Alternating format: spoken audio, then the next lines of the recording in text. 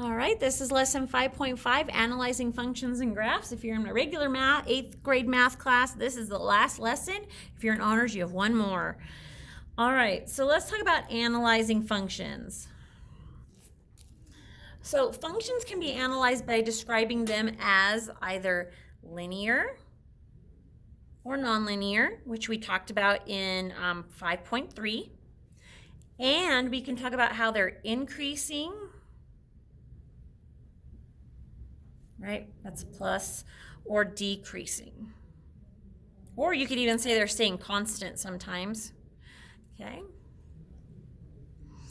All right, so let's talk about distance versus time graphs. So you can see that on all of these graphs, there's no real numbers. Okay, that's because we're not looking for really exactly, we're just looking to kind of analyze them and see what's happening and compare them. And we don't really need numbers for that. We just want to know, are they linear or not? Are they increasing or decreasing? You know, that kind of thing. What are we looking at? So a distance versus time graph shows how far two objects are from each other. And I don't mean how far a car is from a train. So I'm talking about in this case, distance versus time, right?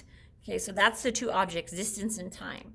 So look at the graphs below and decide what they represent.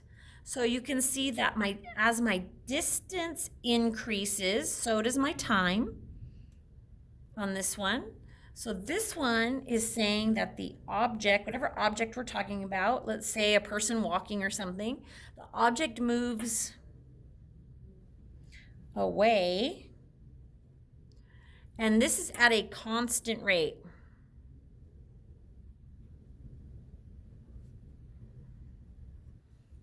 Okay, it's a linear graph because it's a straight line and it's increasing.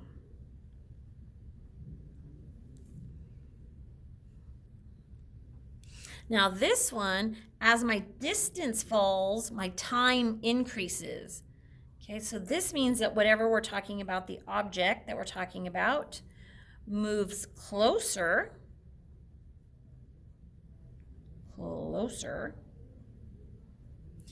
at a constant rate. Okay, so this one is linear, but it's decreasing. Okay, so this one, my distance is increasing, which means I'm getting further away. This one, my distance is decreasing, right? It's falling as I move, and so that means I must be, so this one would be like I left home and went to school, and this one is I left school and I went to home. Okay, now C, you can see it's just a horizontal line, so it's linear, but it's a constant. It stays constant. It's not what I mean by constant rate of change. It means it's constant, it stays the same. It doesn't change. Okay? So this one is, this object is resting or stopped. It's not moving.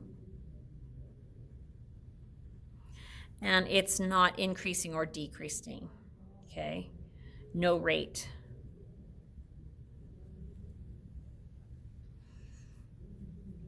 Okay, so these are linear increasing, linear decreasing, and a linear constant. So up here you could write constant underneath this also, meaning it's not moving, it's not increasing or decreasing. It's just staying equal, I guess you could say, kind of thing. Okay, now let's talk about these ones right here are nonlinear ones. I know that because they've got a curve to them. Okay, so D, you can see that as my distance increases, so does my time.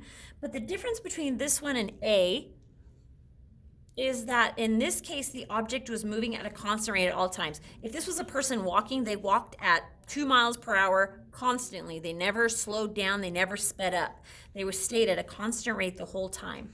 This one, the object is still moving away,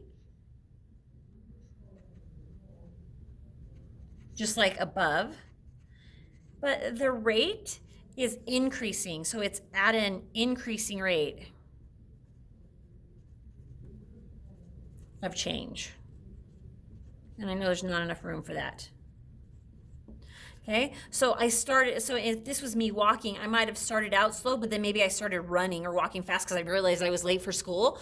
Like at first I was like, oh, no big deal, I'm just walking, and then all of a sudden I realized I was late for school, so I started picking up the pace and walking faster. Okay, it's kind of that idea. This one is kind of the same as B. Okay, as I go my distance, oh no, this one is not. Okay, sorry. So this one is still moving away, right? My distance is getting greater. So my object is still moving away.